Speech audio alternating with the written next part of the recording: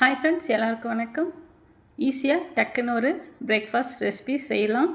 இதுக்கு ஒரு மிக்ஸி ஜாரில் ஒரு 1/4 மூடி தேங்காய், கொத்தமல்லி, பச்சை மிளகாய் சேர்த்து கொரகொரப்பாக அரைச்சிக்கலாம். வாணலியில் எண்ணெய் ஊற்றி கடுகு, சீரகம், கடலைப்பருப்பு, உளுத்தம்பருப்பு சேர்த்துக்கலாம். கடலைப்பருப்பு, உளுத்தம்பருப்பு லேசாக கொஞ்சம் ஃப்ரை ஆனால் போதும். கருவேப்பிலை, கொஞ்சம் ஒரே ஒரு காஞ்ச மிளகா 2 கிள்ளி சேர்த்துக்கலாம். நம்ம மிக்சியில் அரைச்சி வச்ச அந்த பேஸ்ட்டை இதில் சேர்த்துக்கலாம். லைட்டாக சிம் பண்ணிவிட்டு வதக்குங்க, இல்லாட்டி தீஞ்சிரும். இதில் மஞ்சத்தூள், உப்பு சேர்த்து வதக்கிக்கிறேன்.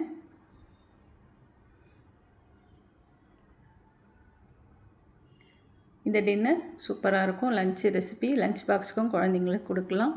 நீங்களும் செஞ்சு பாருங்கள். ஊருக்கு எடுத்துகிட்டு போகிறதுனாலும் ஒரு வேளைக்கு நல்லாயிருக்கும். தேங்காய் சேர்த்துக்கிறதுனால ரொம்ப நேரம் இருக்காது, கெட்டு போயிடும்.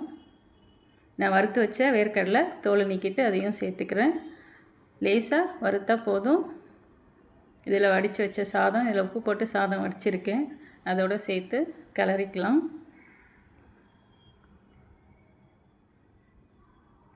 இந்த லஞ்சு உண்மையிலே சூப்பராக இருந்ததுங்க. நீங்களும் ட்ரை பண்ணி பாருங்கள்.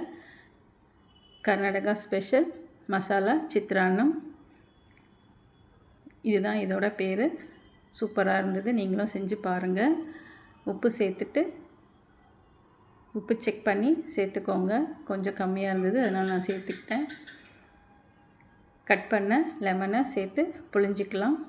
சாதம் கிளறிட்டு லெமனை புழிஞ்சிக்கலாம்.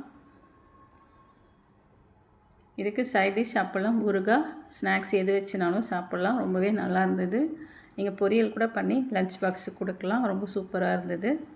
நீங்களும் ட்ரை பண்ணி பாருங்கள். என்னோடய சேனல் பிடிச்சிருந்தா லைக் பண்ணுங்கள், ஷேர் பண்ணுங்கள், சப்ஸ்கிரைப் பண்ணுங்கள் ஃப்ரெண்ட்ஸ். நிறைய பேர் என்னோடய சேனலை சப்ஸ்கிரைப் பண்ணாமே பார்க்குறீங்க. ப்ளீஸ் சப்ஸ்கிரைப் பண்ணுங்கள். பாய்.